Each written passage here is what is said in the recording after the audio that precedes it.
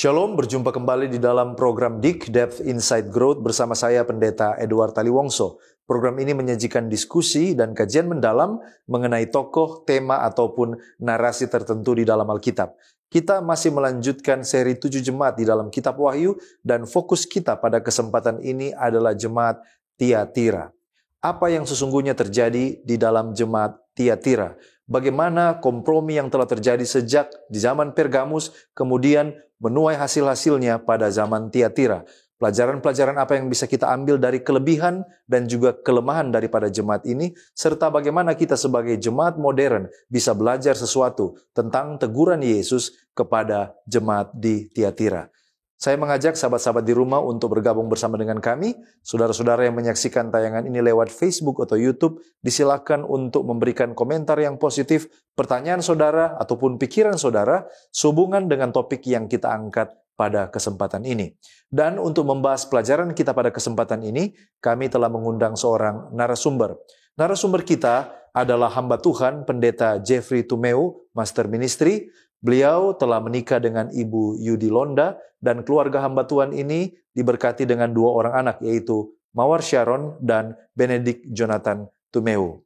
Telah melayani selama 26 tahun, ditamatkan di Universitas Kelabat pada tahun 1997 dan S2 tahun 2004 dari Adventist International Institute of Advanced Studies Filipina. Dan saat ini pendeta melayani sebagai gembala jemaat Batu Saiki dan Molas di Manado Utara. Dengan pengalaman dari hamba Tuhan dan juga latar belakang pendidikannya akan sangat menolong saudara dan saya untuk kita menggali topik yang sangat menarik ini. Mari kita sapa narasumber kita. Apa kabar Pendeta Tumeu? Sangat baik. Ya, terima kasih Pendeta boleh meluangkan waktu datang di studio Cornelius Media untuk berbagi firman Tuhan dengan kita semua. Terima kasih Pendeta sudah bergabung bersama dengan kami. Puji Tuhan. Ya. Sahabat-sahabat di rumah tetaplah bersama dengan kami karena setelah yang satu ini kita akan kembali bersama dengan narasumber kita, Pendeta Jeffrey Tumeu di program DIG, Depth Insight Growth.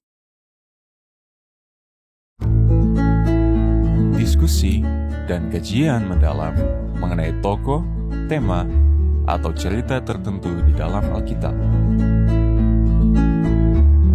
Memberikan motivasi dan bimbingan untuk menggunakan metode yang tepat dalam membaca Alkitab. Selalu saksikan program Depth Insight Growth setiap hari Jumat pukul 19 waktu Indonesia Tengah di YouTube channel Cornelius Media, Bridge to the Truth. Kembali lagi bersama dengan kami di dalam program DIG, Depth Insight Growth, di mana kita mempelajari Alkitab secara mendalam untuk memperluas wawasan dan mengharapkan terjadi pertumbuhan kerohanian. Dan sahabat-sahabat di rumah, kita akan membaca kitab suci, tetapi sebelumnya mari kita berdoa. Bapa Tuhan kami, terima kasih untuk segala kebaikan-Mu, sehingga kami masih diberikan kesempatan untuk mempelajari firman Tuhan.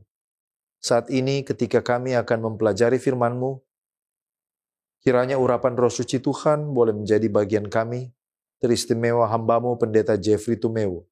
Ia akan memimpin di dalam diskusi pada kesempatan ini. Kami serahkan hamba Tuhan ini, agar kiranya boleh mengungkapkan kebenaran firman Tuhan kepada kami semua yang sementara belajar. Di dalam nama Yesus Kristus kami sudah berdoa. Amin. Saya mengajak sahabat-sahabat di rumah untuk membuka kitab suci dan membaca dari Wahyu pasal 2 ayat 26 sampai 28. Wahyu pasal 2 ayat 26 sampai 28. Dan barang siapa menang dan melakukan pekerjaanku sampai kesudahannya, kepadanya akan kukaruniakan kuasa atas bangsa-bangsa, dan dia akan memerintah mereka dengan tongkat besi. Mereka akan diremukan seperti tembikar tukang periuk, sama seperti yang kuterima dari Bapakku, dan kepadanya akan kukaruniakan bintang timur. Demikianlah kita sudah membaca tadi landasan kitab suci dari diskusi kita, yaitu pada kesempatan ini Jemaat Tiatira. Mari kita langsung kepada narasumber kita, Pendeta Jeffrey Tumeu. Baik Pendeta, kita masih dalam seri 7 jemaat Kitab Wahyu, dan puji Tuhan kita sekarang sudah di jemaat yang keempat, yaitu jemaat Tiatira. Nah sebelum masuk lebih dalam, mungkin ada latar belakang geografis atau sejarah, di mana letaknya, lalu kemudian di zaman Romawi kuno, kota Tiatira ini seberapa signifikan secara ekonomi, politik, dan juga agama pada waktu itu. Disilakan pendeta. Sahabat Pendeta Taliwongso, mengenai jemaat Tiatira ini, pada saat saya coba menggali dan mempelajari, kota Tiatira ini ternyata unik. Ya. Kota ini didirikan oleh seorang raja yang bernama Alexander Agung. Dia adalah seorang raja dari kerajaan Yunani kuno, dari Makedonia. Dan dia menjadi raja pada umur 20 tahun. Masih muda. Dia diangkat menjadi seorang raja menggantikan ayahnya yang pada waktu itu mati terbunuh. Dia memerintah selama 12 tahun. Dari tahun 356 before Christ sampai 323 before Christ. Dan dia mati dalam usia yang masih muda, yaitu 32 tahun. Ya. Diduga, dia dibunuh, diracuni. Kehebatan daripada raja ini adalah dia membentuk kekaisaran terbesar sepanjang sejarah.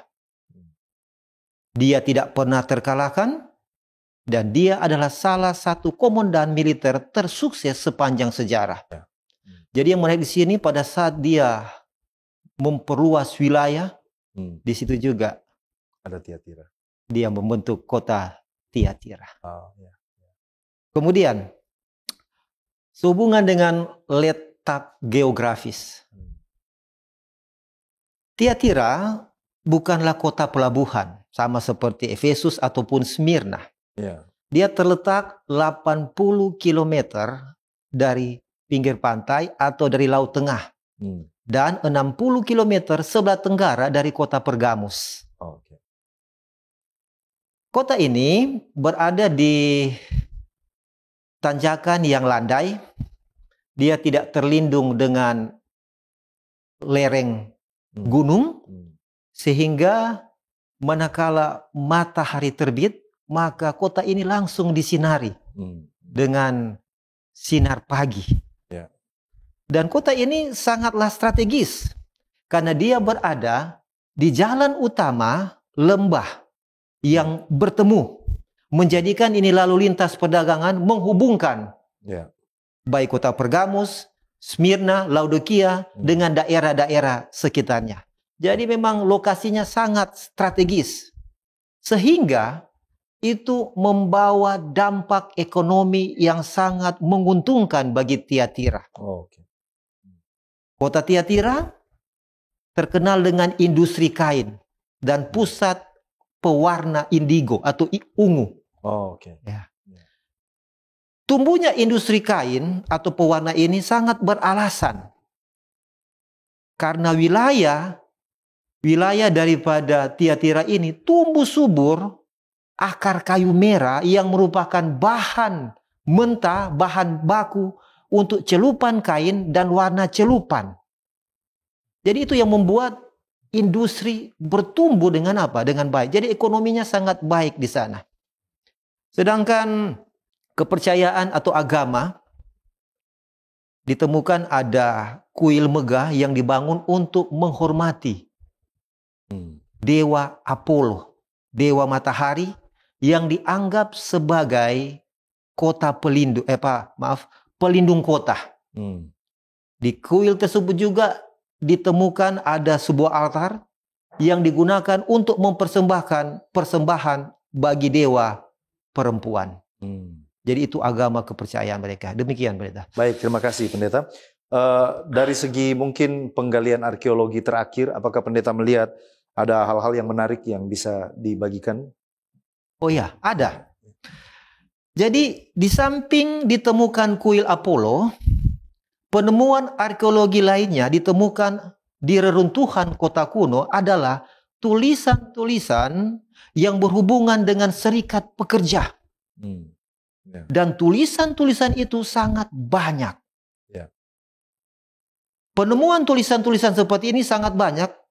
dibandingkan dengan kota-kota yang lain yang hanya sedikit. Dalam tulisan-tulisan tersebut, di situ diketahui ada begitu banyak serikat pekerja.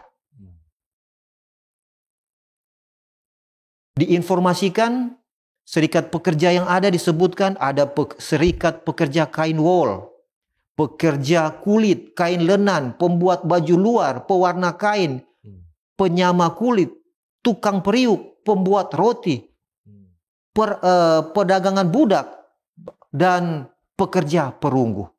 Jadi itu penemuan yang sangat signifikan yang nanti barangkali sebentar saya akan coba terangkan apa pengaruh daripada serikat pekerja ini. Ya, sehubungan dengan kerohanian umat Kristen pada waktu itu. Periode itu. Ya, jadi itulah peninggalan. Ya. Jadi ternyata organisasi serikat pekerja bukan produk modern, ternyata sejak dari zaman Tiatira sudah ada ya pendeta. Ya, benar. Ya. Nah, selain tadi letak geografis, secara ekonomi, politik, agama, dan juga penemuan tentang begitu banyaknya serikat pekerja, apakah ada fakta-fakta menarik lain yang mungkin layak untuk diangkat dan dibicarakan sehubungan dengan kota Tiatira ini, pendeta? Baik. Jadi kota Tiatira ini sebenarnya kota kecil dibandingkan dengan kota-kota yang lain yang ada pada waktu itu yang lebih besar. Kecil saja.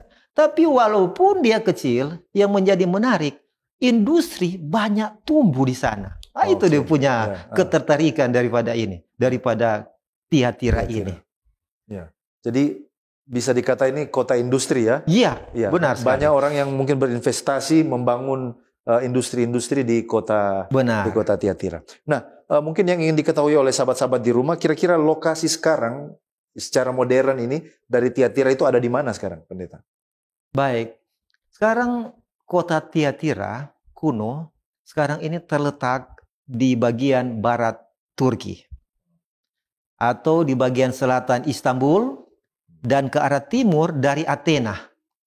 Dan sekarang sudah bukan lagi bernama Tiatira, tapi sekarang bernama Akhisar. Akhisar. Iya, yang artinya kastil putih. Kastil putih. White Castle. Ya, itulah berarti sudah beberapa jemaat yang kita pelajari ternyata semua ada di negara Turki ya, atau Asia Kecil yang kita tahu sekarang. Luar biasa pendeta, informasi sejauh ini sudah semakin mempersiapkan kita untuk masuk lebih dalam, mempelajari lebih dalam. Nah, sekarang mungkin pertanyaan tentang, kita tahu bahwa di dalam kitab Wahyu selain itu ada jemaat secara literal, tapi jemaat Tiatira juga ini digambarkan secara simbolis. Nah, oleh karena itu pertanyaan saya selanjutnya, kira-kira jemaat Tiatira, jemaat keempat dari 7 jemaat dalam kitab Wahyu ini melambangkan gereja pada zaman apa dan periode tahunnya pada kapan, pada waktu kapan? Pendeta bisa bagikan dengan kita. Oke. Jadi gereja Tiatira ini melambangkan gereja pada zaman kegelapan. Zaman kegelapan. Ya. Yang merupakan masa gelap dan sulit ketika tradisi gereja sering diangkat di atas kitab suci. Lebih tinggi dari kitab suci. Oke, klarifikasi. Jadi gelap bukan berarti karena tidak ada penerangan ya? Oh, bukan. Gelap dalam arti pemahaman atau rohaninya. Ya. Oke, silakan pendeta lanjutkan.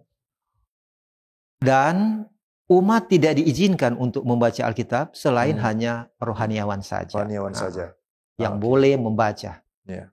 Dan periode waktunya itu dari tahun 538 Masehi sampai 1798 Masehi. Ya. Jadi di dalam periode ini inilah yang disebut dengan zaman kegelapan. Iya. Dan ciri-ciri yang pendeta sampaikan tadi.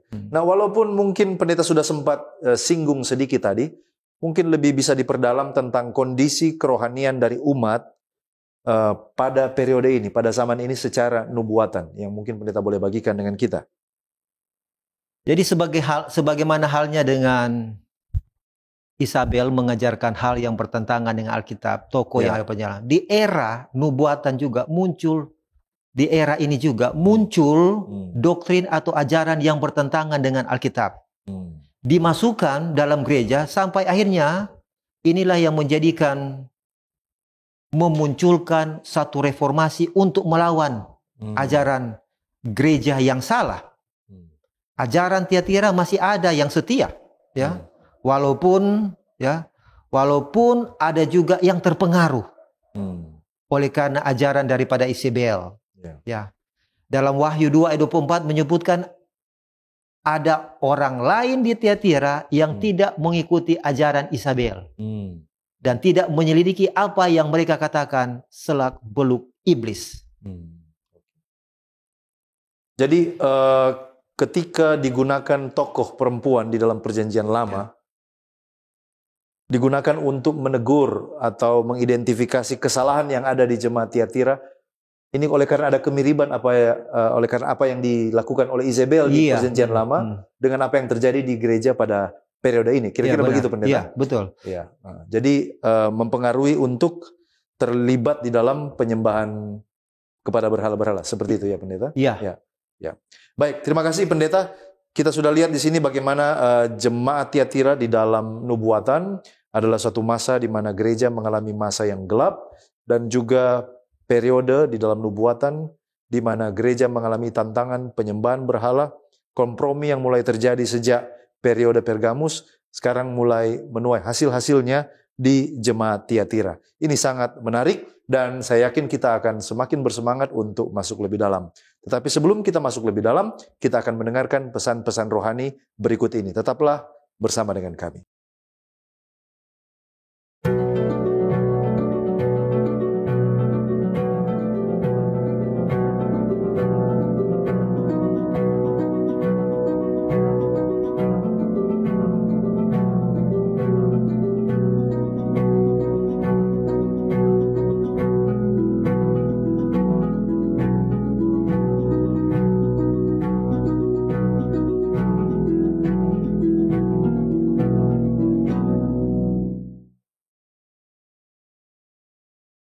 Masih di dalam program DIK, Depth Insight Growth, dan bagi sahabat-sahabat yang baru bergabung bersama dengan kami, topik yang kita angkat pada kesempatan ini adalah 7 jemaat di dalam kitab Wahyu. Teristimewa kita berfokus kepada jemaat Tiatira bersama dengan narasumber kita, hamba Tuhan Pendeta Jeffrey Tumeu. Dan tadi kita sudah mendengarkan informasi tentang bagaimana latar belakang geografis, sejarah, seberapa signifikan Tiatira ini secara ekonomi, secara politik, dan juga secara agama. Dan juga fakta-fakta menarik lainnya tentang kota Tiatira. Lalu kita juga sudah memperoleh informasi tentang jemaat Tiatira di dalam nubuatan. Mari kita masih melanjutkan dengan narasumber kita, Pendeta Jeffrey Tumeu. Baik, Pendeta, di dalam periode ini, dalam nubuatan, apakah ada tokoh-tokoh yang menjadi patut disoroti, ya, tokoh-tokoh yang menonjol, yang signifikan di dalam periode gereja ini? Bagaimana Pendeta melihat? Ya, dalam periode ini ada tokoh-tokoh yang bermunculan dan sangat terkenal di era kegelapan ini. Di antaranya adalah seorang yang bernama John Wycliffe. Dia dikenal dengan the Morning Star of the Reformation. Karena dia yang lebih dahulu mengeritik, bersuara sehubungan dengan ketimpangan yang dia lihat di gereja universal pada waktu itu. Kemudian berlanjut dengan Martin Luther, Zwingli, John Calvin, dan John Huss. Itu tokoh-tokoh yang bisa kita lihat, dapatkan di era pada waktu itu. Ya, mereka ini adalah tokoh-tokoh yang dengan berani menyuarakan ketidaksetujuan mereka tentang ajaran gereja. Kira-kira begitu, Pendeta? Ya, mereka dengan berani dan tidak takut walaupun nyawa mereka terancam, mereka menyuarakan hal yang benar. Dan mereka mau supaya gereja kembali kepada ajaran Alkitab yang benar. Kira-kira seperti demikian. Mereka mau seperti itu, supaya umat tidak tersesat, kembali kepada jalan yang benar, sesuai ajaran Alkitab. Baik, terima kasih Pendeta. Nah, kira-kira masih adakah fakta-fakta menarik lain dari jemaat Tiatira dalam nubuatan ini yang Pendeta boleh bagikan dengan kita sekalian? Ada yang menarik yang saya lihat dalam mempelajari jemaat Tiatira ini. Pada saat kita membaca bagian Alkitab yang berbicara tentang jemaat Tiatira, di sana kita temukan ada dua sosok wanita yang sangat bertentangan karakter mereka. Yang pertama disebut namanya Isabel.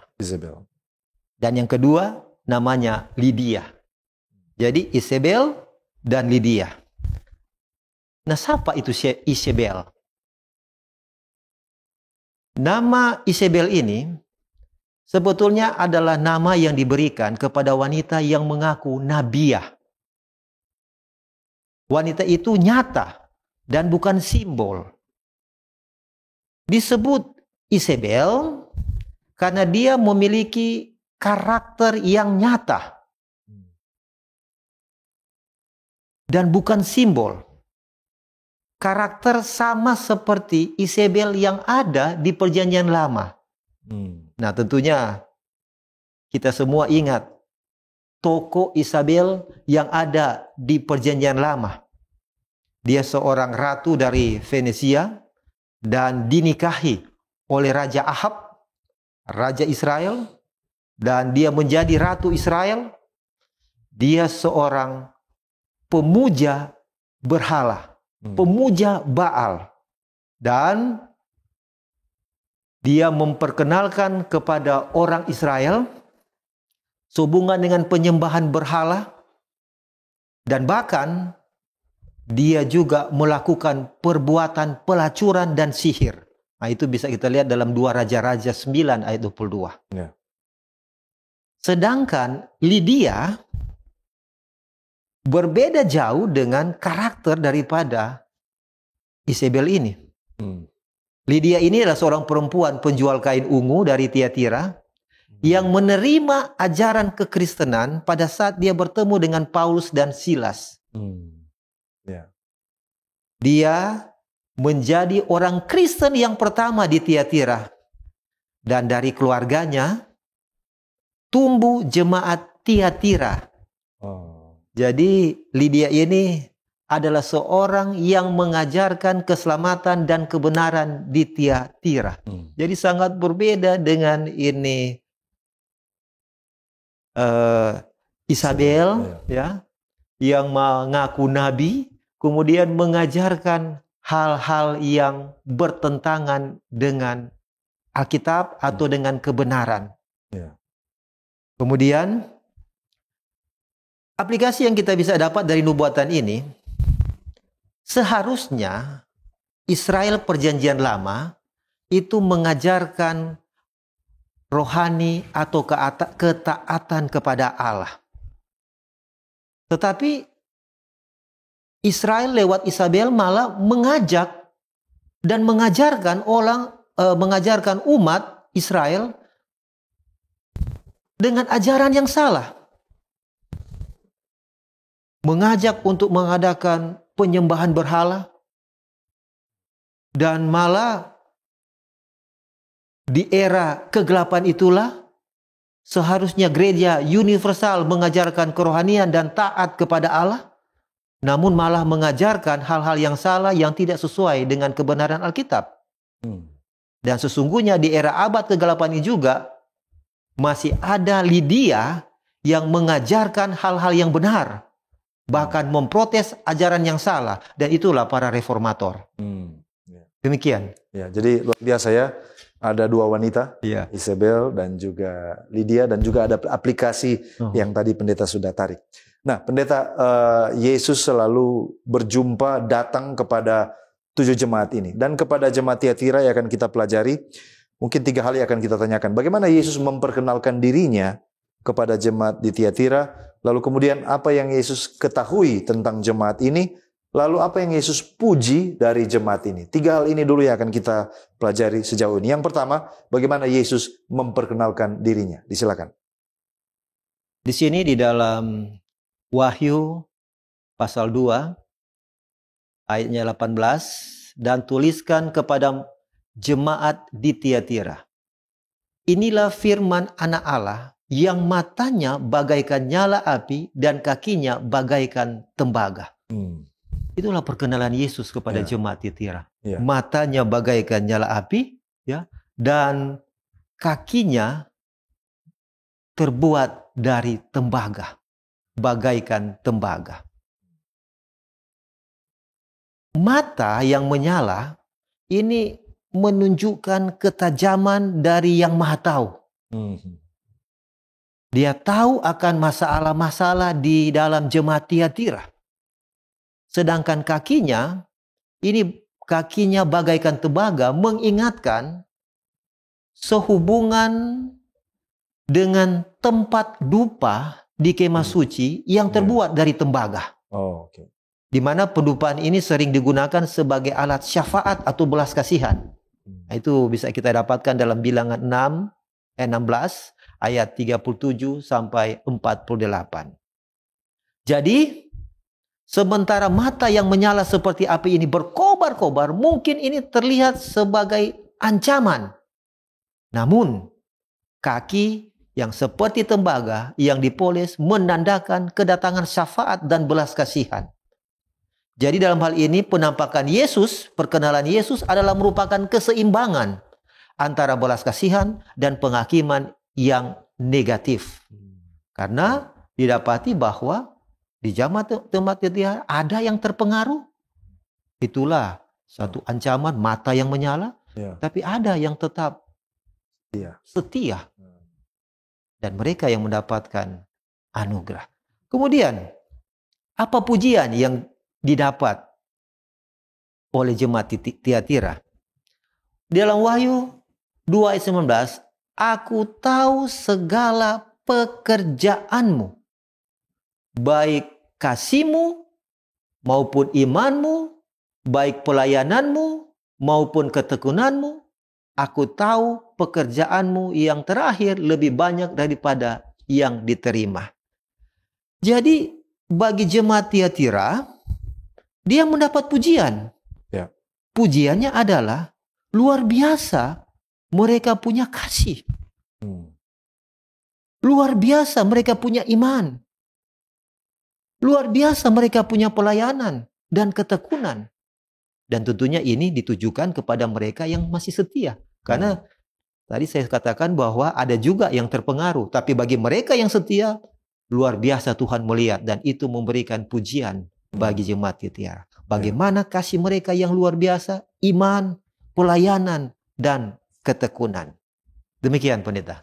Baik, terima kasih Pendeta.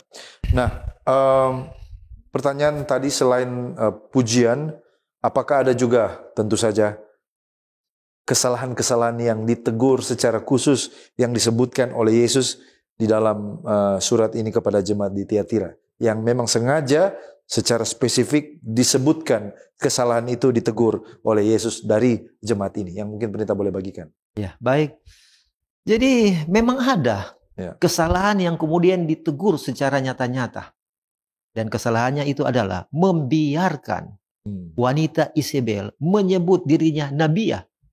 Dan bukan cuma itu, tapi juga mengajar, bahkan menyesatkan umat-umat Tiatira pada waktu itu.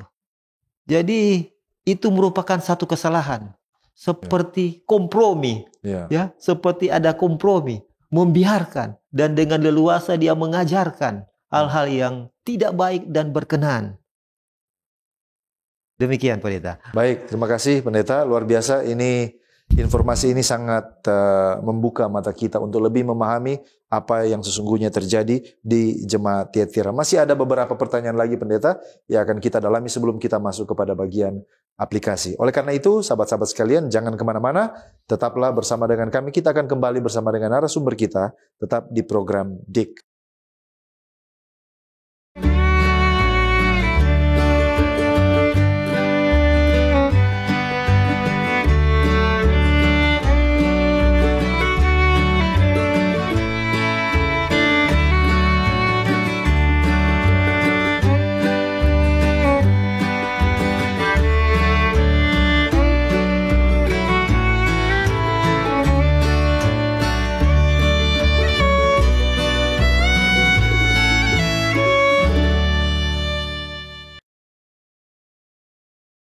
Kita kembali lagi di dalam program DIK, Depth Insight Growth, dan kita masih terus mendalami jemaat yang keempat dari 7 jemaat di dalam kitab Wahyu, yaitu jemaat Tiatira, bersama dengan narasumber kita, Pendeta Jeffrey Tumeu.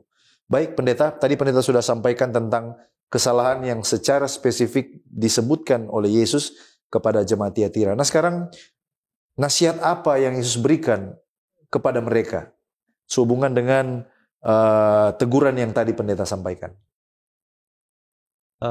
Baik, jadi karena ada kesalahan, maka perlu ditegur supaya dapat diperbaiki. Dan Yesus menegur dengan bertobat, karena mereka diberikan kesempatan untuk bertobat. Kalau tidak bertobat, sudah tahu ada sanksi pada akhirnya. Akan ada malapetaka yang bisa menimpa mereka dan tentunya menjadikan mereka menderita. Jadi intinya bertobat. Bertobat dari kompromi yang mereka lakukan. Iya, dari kompromi. Bagaimana dengan janji upah? Seandainya mereka tetap setia atau mereka berubah, kira-kira janji upah apa yang Tuhan berikan kepada mereka?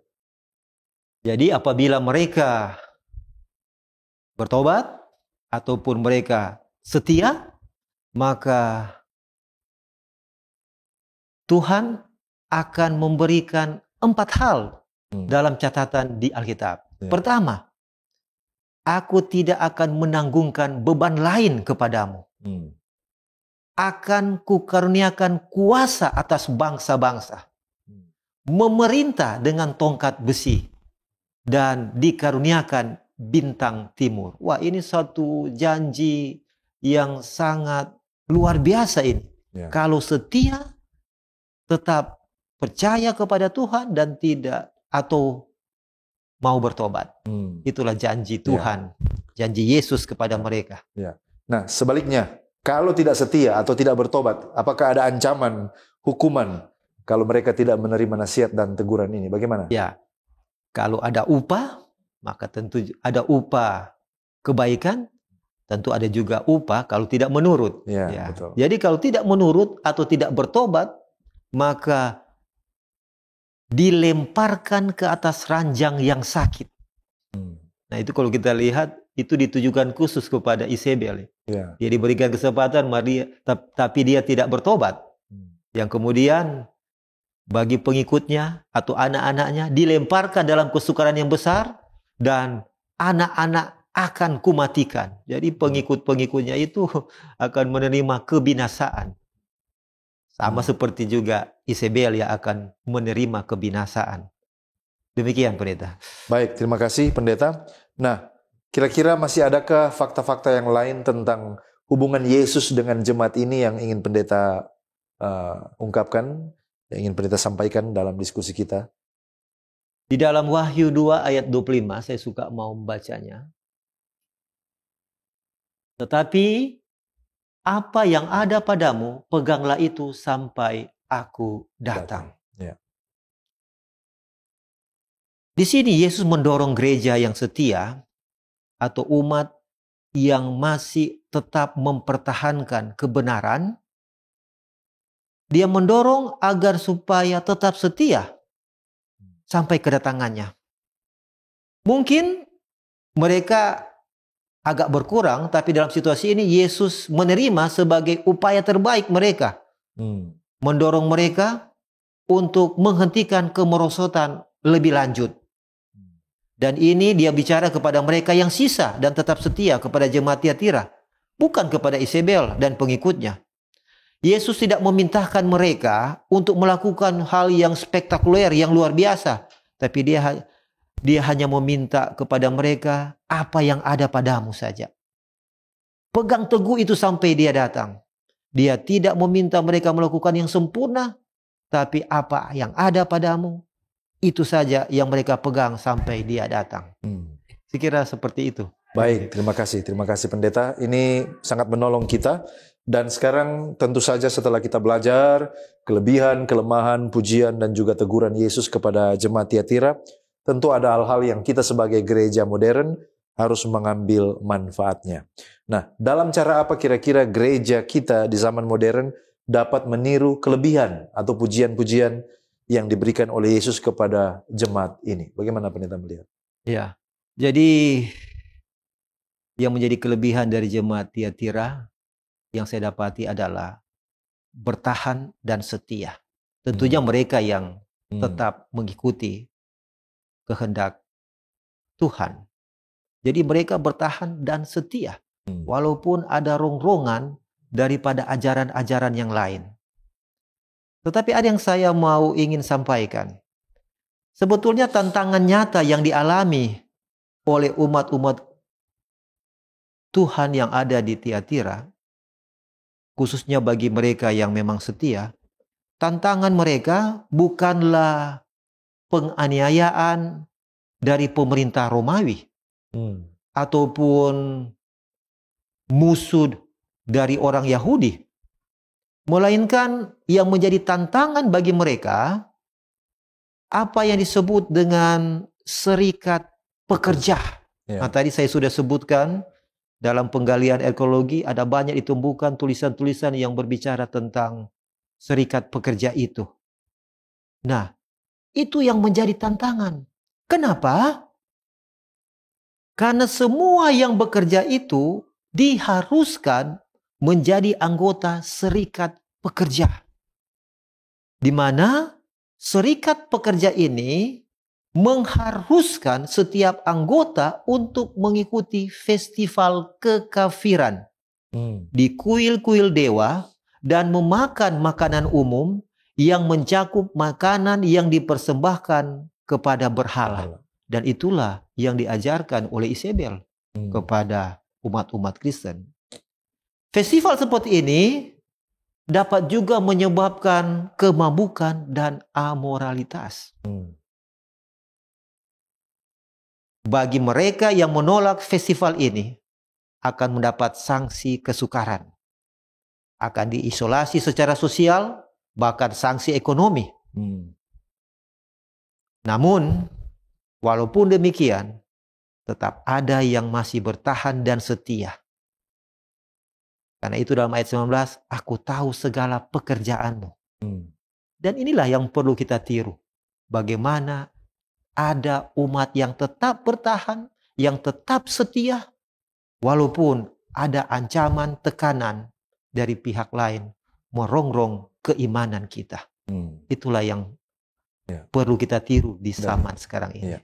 Baik, pendeta, pertanyaan selanjutnya adalah, tadi pendeta sudah sampaikan bahwa ada juga yang ditegur oleh Yesus dari jemaat Tiatira. Nah, dalam cara apa kira-kira gereja kita di zaman modern dapat mengulangi kesalahan yang dibuat oleh jemaat Tiatira? Ya, bercermin daripada jemaat Tiatira yang membiarkan ajaran Isabel itu masuk, maka yang menjadi pelajaran yang kita bisa ambil adalah jangan sampai kita kompromi dengan ajaran-ajaran yang bisa merusak akan doktrin atau dogma Alkitab yang benar masuk ke dalam gereja. Kita mengizinkan itu. Seperti contoh, sekarang ini LGBT ini sudah masuk di gereja-gereja. Sudah ada yang berani, sudah ada denominasi gereja yang berani untuk meneguhkan perkawinan antara pria dan pria, wanita dan wanita. Dan ini tentunya tidak sesuai dengan apa yang Alkitab katakan. Sebab Alkitab mengatakan bahwa biarlah engkau bertambah-tambah. Bagaimana kalau kini laki-lakimu akan bertambah?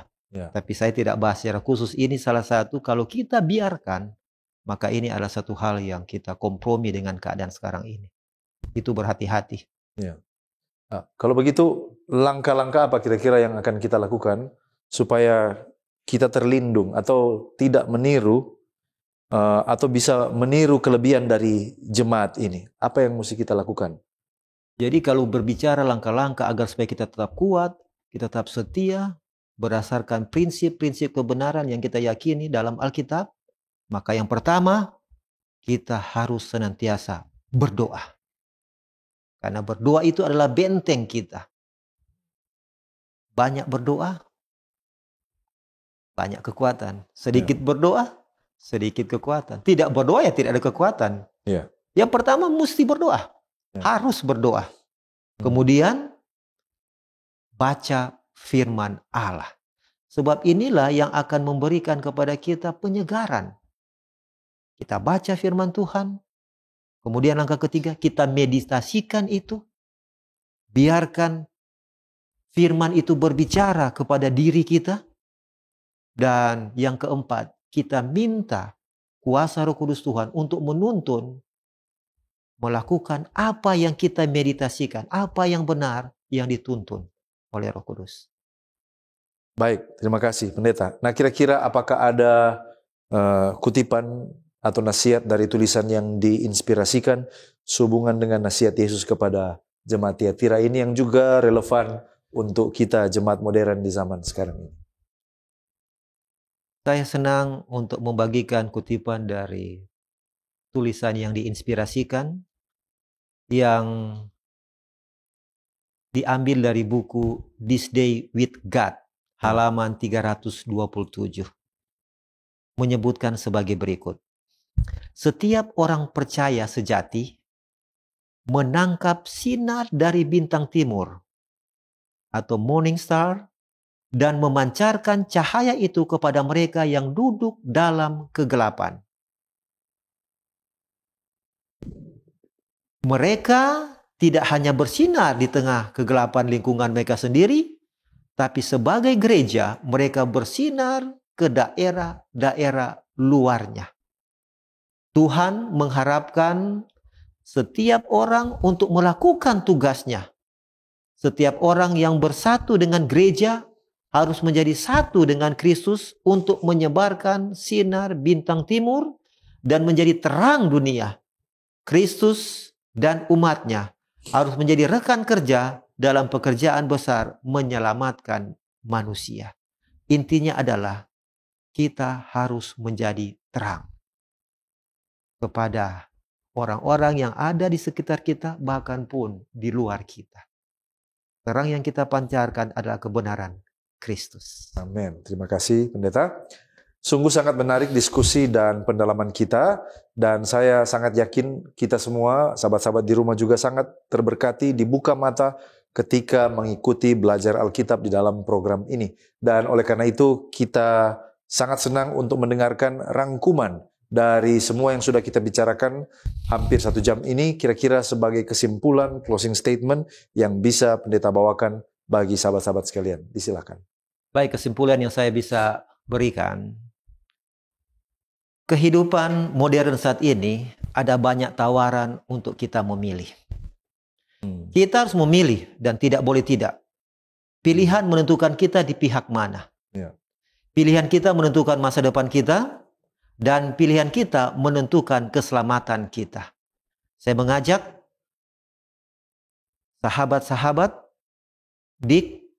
untuk memilih kebenaran di dalam Kristus Yesus. Demikian Pendeta. Baik, terima kasih Pendeta. Bolehkah Pendeta mendoakan diskusi kita dan juga sahabat-sahabat yang belajar bersama dengan kita dalam program ini supaya diberkati dan semua yang sudah kita diskusikan boleh benar-benar dapat diaplikasikan di dalam kehidupan kita semua. Disilakan Pendeta. Baik, mari kita berdoa. Ya Tuhan, Bapa yang penuh kasih di surga, kami puji besarkan nama-Mu untuk setiap kebaikan yang Tuhan berikan bagi kami.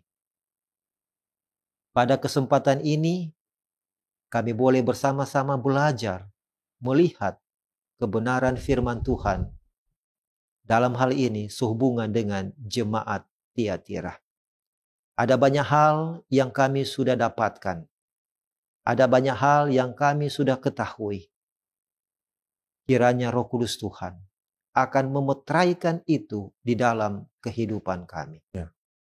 Kiranya itu dapat kami aplikasikan oleh bantuan Roh Kudus Tuhan. Hamba-Mu berdoa untuk sahabat-sahabat yang mengikuti program ini, agar diberkati oleh Tuhan Yesus. Amin. Memberkati dengan iman untuk tetap setia dan percaya. Memberkati dengan kuat dan sehatkan selalu. Memberkati dengan sukacita dan kebahagiaan surga. Bahkan memberkati dengan keberuntungan di dalam berbagai tugas, usaha, ataupun pekerjaan.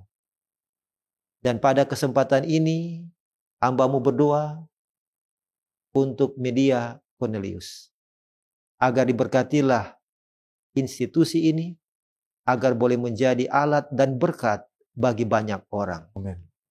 Tuhan akan terus memberkati institusi ini, agar boleh dapat memberitakan setiap kebenaran firman Tuhan, dan banyak orang yang terberkati dengan institusi ini. Terima kasih karena Tuhan hadir dan bersama dengan kami. Terpujilah nama Tuhan Yesus. Kami bawa doa ini di dalam nama Yesus Tuhan, Juru Selamat kami hidup. Kami berdoa dan mengucap syukur. Amin. Amin. Puji Tuhan untuk pembahasan topik yang sangat menarik yang sudah kita ikuti bersama-sama. Dan saya mengucapkan terima kasih kepada narasumber kita, Pendeta Jeffrey Tumeu. Terima kasih sudah membagi berkat. Kiranya Tuhan memberkati pendeta dan keluarga di dalam pelayanan sebagaimana yang sudah ditentukan. Sekali lagi, terima kasih pendeta. Dan juga terima kasih kepada sahabat-sahabat di rumah yang tetap setia bersama dengan kami. Sahabat Hope Channel Indonesia yang terus mengikuti program-program dari Cornelius Media. Saya yakin kita mencintai firman Tuhan bersama-sama dan kita akan bertumbuh bersama-sama. Kalau saudara telah diberkati lewat pelayanan media ini, berkenan kiranya Anda untuk like, follow, atau subscribe akun media sosial kami dan bagikan link tayangan ini kepada orang-orang terkasih. Sahabat-sahabat di rumah, demikianlah perjumpaan kita pada kesempatan ini. Kita akan jumpa kembali pada episode yang mendatang. Saya Pendeta Edward Taliwongso dan kru yang bertugas undur diri. Shalom.